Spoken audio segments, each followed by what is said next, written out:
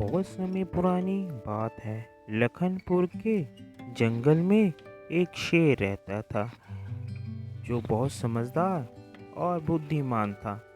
उसकी बुद्धिमानी की वजह से सबने उसे जंगल का राजा बना दिया था। वहाँ पर भेड़िया राजा के लिए हर रोज ताजा ताजा मांस लेकर आता था शिकार कर कर। क्या बात है भाई भेड़िए, तुम हर रोज मेरे लिए ये ताजा ताजा मांस लेकर आते हो?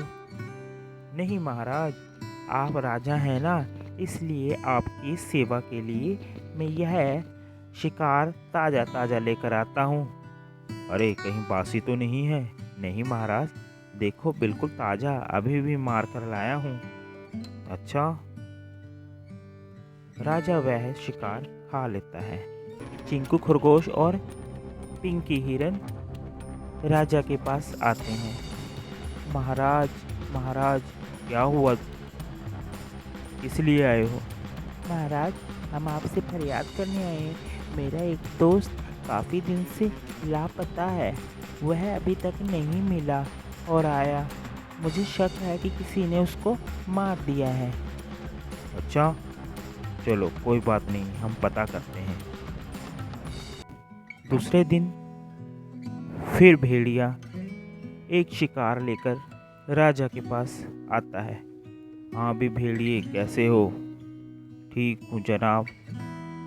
भेड़िए, मैंने सुना है कि जंगल में जानवर कम हो रहे हैं।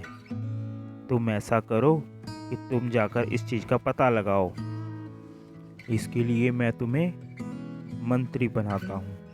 आज के बाद तुम मेरे मंत्री हो। जाओ, जाकर पता लगाओ कि ये जानवर जंगल में कम क्यों हो रहे हैं। अरे वाह, राजा ने तो मुझे मंत्री बना दिया। अब देखता हूँ मैं, अब धीरे धीरे सबको खा जाऊंगा मैं। अब वह भेड़िया और शिकार करने लगा। फिर दोबारा चिंकू और पिंकी राजा के पास फरियाद लेके पहुंचे। राजा को भेड़िए पर शक हुआ। वह एक पेड़ के पीछे जाकर छिप गया और भेड़िए को देखने लगा। भेड़िए ने वाकई ही एक हिरण का शिकार किया और उसका खून पी गया। यह सब देखकर राजा बहुत हैरान हुआ। दूसरे ही दिन वह बंदर के पास गया। अरे सुनो बंदर भाई, मुझे तुमसे बात करनी। अरे महाराज, बता देते तो मैं आपके पास आ जाता। आपको यहाँ पर आने की क्या ज़रूरत थी? बात ऐसी है कि हमारे जंगल के कुछ जानवर कम हो रहे हैं। इसका पता मैंने लगा लिया है। वह भेड़िया ही सबका खून पीता है। अरे महाराज, कहीं वह भूत तो नहीं? बंदर ने प्लान बनाया कि वह उसको पहाड़ी के पास ले जाकर धक्का दे देगा, जिससे वह मर जाएगा। बंदर भेड़िए को पहाड़ी पर ले जाकर धक्का दे देता है और नीचे गिरा देता है। फिर पीछे देखता है। बंदर, तुम क्या सोचते थे कि मैं मर जाऊंगा?